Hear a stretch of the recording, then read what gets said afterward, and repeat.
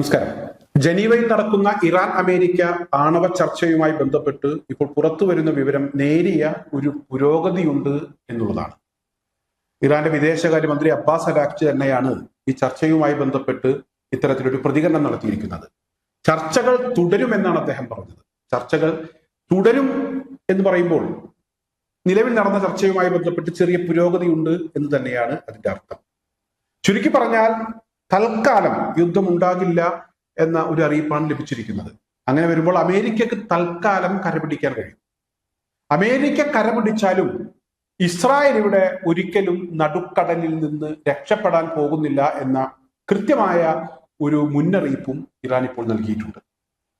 അതായത് ballistic missile പദ്ധതി കൂടെ ഈ ആണവ കരാറുമായി ബന്ധപ്പെട്ടുള്ള ചർച്ചയിൽ കൊണ്ടുവരണം എന്നുള്ള ഒരു ആവശ്യം ഇസ്രായേൽ പ്രധാനമന്ത്രി ബെഞ്ചമിൻ നെതന്യാഹു കഴിഞ്ഞ സമയത്ത് ഡൊണാൾഡ് ട്രംപിനെ നേരിട്ട് കണ്ടപ്പോൾ പറഞ്ഞിരുന്നു.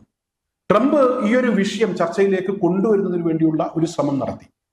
എന്നാൽ ബാലിസ്റ്റിക് മിസൈൽ പദ്ധതിയുമായി ബന്ധപ്പെട്ട് ചർച്ചയ്ക്കില്ല എന്നുള്ള ഒരു നിലപാട് ഇറാൻ സ്വീകരിച്ചു എന്നുള്ളതാണ്. അമേരിക്കയാകട്ടെ ഈ വിഷയവുമായി ബന്ധപ്പെട്ട് കൂടുതൽ എതിർപ്പുകൾ രേഖപ്പെടുത്താൻ തയ്യാറായുമില്ല.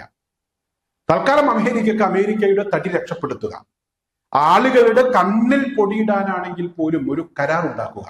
അല്ലെങ്കിൽ നാണക്കേടാണല്ലോ, മറ്റുള്ള ആളുകളുടെ മുഖത്ത് നോക്കണ്ടേ. ലോകരാജ്യങ്ങൾ ഇങ്ങനെ ഉറ്റുനോക്കുകയാണ്. എന്താണ് ഈ ചർച്ച? ട്രംപിന്റെ കണ്ണുരുട്ടൽ കണ്ട് കംനായി പേടിച്ചോ?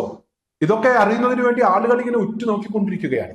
എന്തായാലും ഇവിടെ തൽക്കാലം യുദ്ധഭീതി ഒന്ന് ഒഴിഞ്ഞു നിൽക്കുന്ന ഒരു കാഴ്ച നമുക്ക് കാണാൻ കഴിയുന്നുണ്ട്. ചർച്ചയുമായി ബന്ധപ്പെട്ട് അല്ലെങ്കിൽ അമേരിക്കയുമായി ബന്ധപ്പെട്ട് ഒരു പ്രശ്നം തൽക്കാലത്തേക്ക് അതിനൊരു ശമനം വന്നിട്ടുണ്ട് എന്ന വാർത്തകൾ പുറത്തു വരുമ്പോഴും ഇസ്രായേലിനെ സംബന്ധിച്ചിടത്തോളം അവർ ഭയപ്പെടേണ്ടത് തന്നെയാണ്. അവർ ഭയപ്പെട്ടേ മതിയാകൂ.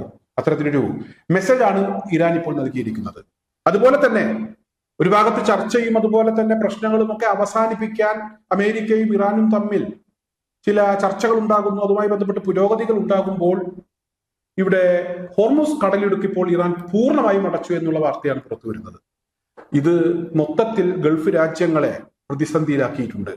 ഖത്തറും അതുപോലെ തന്നെ സൗദി അറേബ്യയും UAE-യും അതുപോലെ തന്നെ അമേരിക്കയുമായി ബന്ധമുള്ള തുർക്കി ഉൾപ്പെടെയുള്ള രാജ്യങ്ങൾ ഇവിടെ തിരശ്ശീലക്ക് പുറകിലേക്ക് പോയി എന്ന ഒരു വാർത്തയാണ് പുറത്തു വരുന്നത്. അതായത് അമേരിക്കയെയും ഇറാനെയും ഒന്ന് പറഞ്ഞ് സമാധാനിപ്പിക്കാൻ, അനുനയിപ്പിക്കുന്നതിന് വേണ്ടിയുള്ള നീക്കങ്ങൾ ഇപ്പോൾ തിരശ്ശീലക്ക് പുറകിൽ ശക്തമാണ് എന്നതാണ് വാർത്ത. ഇവിടെ ഇറാന്റെ നാവിക അഭ്യാസവുമായി ബന്ധപ്പെട്ട് ഇന്നലെ മിസൈൽ മഴയായിരുന്നു ഈ ഹോർമുസ് കടലിടുക്കിൽ. എല്ലാ മിസൈലുകളും കൃത്യമായി ഇറാൻ ഉദ്ദേശിച്ച സ്ഥലത്ത് തന്നെ, ലക്ഷ്യങ്ങളിൽ തന്നെ പതിച്ചു. ഇവരുടെ പരീക്ഷണവുമായി ബന്ധപ്പെട്ട് അത്തരത്തിലുള്ള വാർത്തകൾ പുറത്തു വരുന്നുണ്ട്. എന്തായാലും ഇവിടെ ഇത്തരത്തിലുള്ള പരീക്ഷണങ്ങളും അഭ്യാസങ്ങളും ഒക്കെ നടക്കുന്നതിന്റെ ഭാഗമായി ഹോർമുസ് കടലിടുക്ക് പൂർണ്ണമായും അടച്ചിട്ടിരിക്കുന്നു. അടച്ചിടേണ്ട ഒരു സാഹചര്യം ഉണ്ടായി എന്നാണ് ഇറാൻ പറയുന്നത്.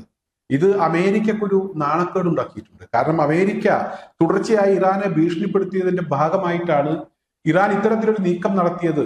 അവരുടെ നാവിക അഭ്യാസവുമായി ബന്ധപ്പെട്ടൊക്കെ ഹോർമുസ് കടലിടുക്ക് അടച്ചിടുന്ന ഒരു സാഹചര്യം ഉണ്ടായത് എന്ന വാർത്തകളാണ് പുറത്തു വരുന്നത്.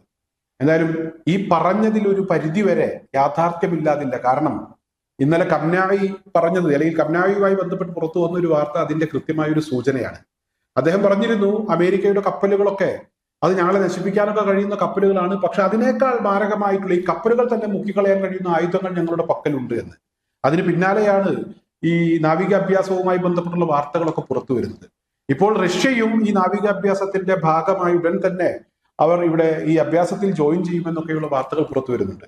ഒരു ഭാഗത്ത് ഭീഷണി ഒഴിയുന്നു, പ്രശ്നങ്ങൾ അവസാനിക്കുന്നു എന്ന രീതിയിലുള്ള ചർച്ചയുമായി ബന്ധപ്പെട്ട അത്തരത്തിലുള്ള വാർത്തകൾ പുറത്തു വരുമ്പോൾ ഇസ്രായേൽ ഇപ്പോഴും നടുക്കടലിലാണ്. അമേരിക്ക കരപിടിച്ചാലും ഇസ്രായേൽ രക്ഷപ്പെടില്ല എന്ന വാർത്ത പുറത്തു വരുന്നു. മറ്റൊരു ഭാഗത്ത് ഞങ്ങളും മോശക്കാരല്ല എന്ന് പറഞ്ഞ് ഇറാന്റെ ശക്തി ലോകത്തിന് കാണിച്ചു കൊടുക്കുന്ന ഒരു സാഹചര്യവുമുണ്ട്. എന്തായാലും ട്രംപ് ചർച്ചയിലൂടെ പ്രശ്നങ്ങൾ പരിഹരിച്ച് നേരിയ പുരോഗതിയുണ്ട് എന്ന് പറയുന്നു. തുടർ ചർച്ചകൾ ഉണ്ടായാൽ പോലും ഇറാന്റെ ശക്തി അത് ട്രംപിന് കൃത്യമായി ബോധ്യപ്പെടുന്ന സാഹചര്യം ഉണ്ടായി. അതുകൊണ്ട് തന്നെയാണ് ട്രംപ് കാര്യമായ രീതിയിലുള്ള ഒരു നീക്കങ്ങളും നടത്താതിരുന്നത് എന്ന് തന്നെയാണ് ഇപ്പോഴത്തെ ഈ ഒരു സാഹചര്യവുമായി ബന്ധപ്പെട്ട് നമുക്ക് പറയാൻ കഴിയുന്നത്. പ്രമുഖരും ഇവിടെ ഇപ്പോഴത്തെ ഈ ഒരു സാഹചര്യത്തെ നോക്കിക്കാണുന്നത് അങ്ങനെ തന്നെയാണ്.